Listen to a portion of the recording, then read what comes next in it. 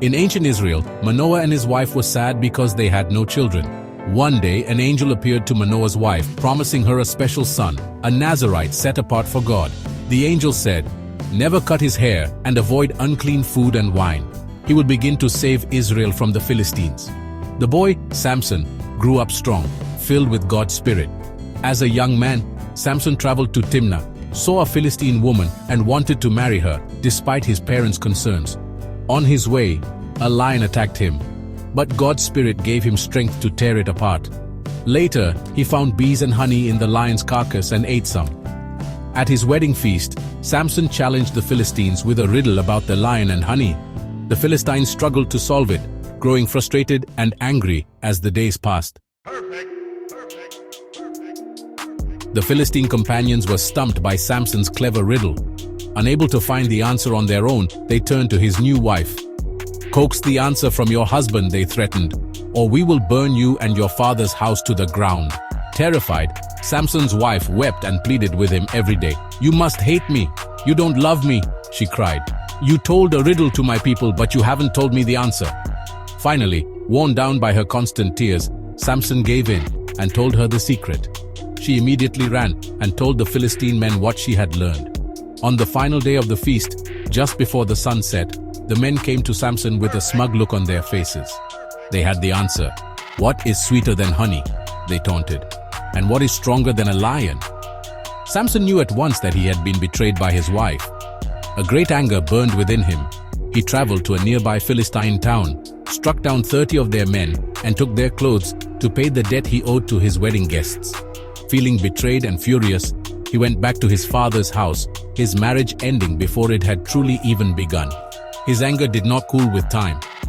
When he later returned to see his wife, her father told him she had been given to another man. This news sent Samson into a new rage. For revenge, he caught 300 foxes. He tied them together in pairs, tail to tail, and fastened a torch between each pair. Then he lit the torches and set the foxes loose to run through the fields of the Philistines. The fire spread quickly, burning up all their harvested grain, their vineyards, and their precious olive groves, destroying their livelihood in a single fiery act of retribution. The Philistines were furious and retaliated by burning Samson's former wife and her father. This only fueled Samson's desire for vengeance. "Since you have done this," he declared, "I will not stop until I have had my revenge on you." He attacked them viciously, and a great battle ensued. The Philistines then gathered their army to capture him. The men of Judah, fearing the Philistines, convinced Samson to let them tie him up with new ropes. But as his enemies approached, the Spirit of God came over him. The rope snapped like burnt thread, and finding the fresh jawbone of a donkey, he used it to defeat 1,000 Philistine men.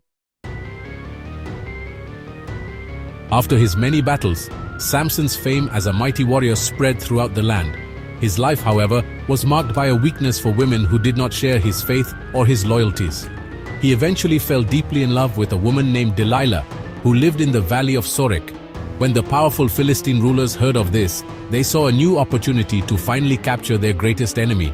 They went to Delilah in secret, each one offering her a huge sum of silver if she could discover the source of Samson's incredible superhuman strength and deliver him into their hands. Tempted by the great wealth, Delilah agreed to their wicked plan. She began to sweetly question Samson. "Please tell me the secret of your great strength," she would ask, "and how you can be tied up and subdued." 3 times, Samson gave her a false answer, playing a dangerous game with the woman he loved. First, he told her that if he were tied with 7 fresh bowstrings, he would become as weak as any other man.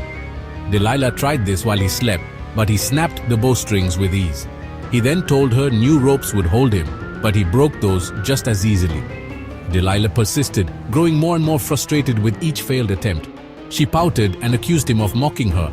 "How can you say, 'I love you,' when you won't confide in me?" She complained day after day. For his third lie, Samson told her that if she wove the 7 braids of his hair into the fabric on a loom, his strength would leave him. Once again, she tried it while he was asleep, only for him to wake up and pull the entire loom out of the ground. Her constant nagging wore him down, pressing him until his soul was vexed to death.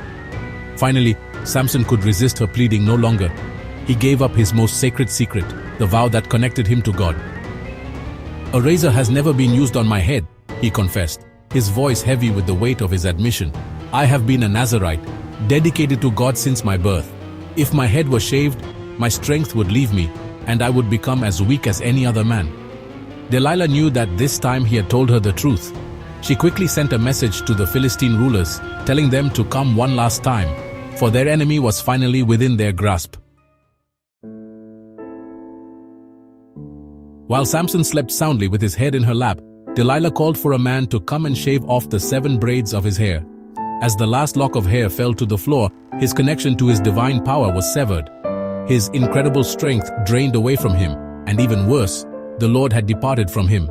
When Delilah cried out, "The Philistines are upon you, Samson," he awoke, thinking he could escape as he had before. But this time, when he tried to fight back, he found he was just an ordinary man. The Philistines seized him easily. His capture was brutal. The Philistines, full of hatred for the man who had caused them so much trouble, gouged out his eyes, leaving him in total darkness. They bound him with heavy bronze shackles and took him to a prison in Gaza. There, the once mighty champion of Israel was forced to do the humiliating work of a slave, grinding grain at a large millstone. Day after day, he toiled in darkness and disgrace. But as he worked, something began to happen that the Philistines did not notice. His hair, the symbol of his vow, slowly began to grow back. The Philistine rulers decided to hold a great festival to celebrate their victory and offer a sacrifice to their god, Dagon, who they believed had delivered Samson into their hands. The temple was packed with people, with about 3,000 men and women on the roof alone, all eager to see their humbled enemy. They brought Samson out from the prison to entertain the jeering crowd. They mocked him and laughed at his blindness. Placed between the 2 main pillars that supported the entire temple, Samson prayed a final desperate prayer to God. "Sovereign Lord, remember me. Please God, strengthen me just one more time." With the boy guiding his hands, Samson found his position against the 2 central pillars. He placed his right hand on one and his left hand on the other, bracing himself for one last tremendous effort. "Let me die with the Philistines," he cried out. Then he pushed with all his might.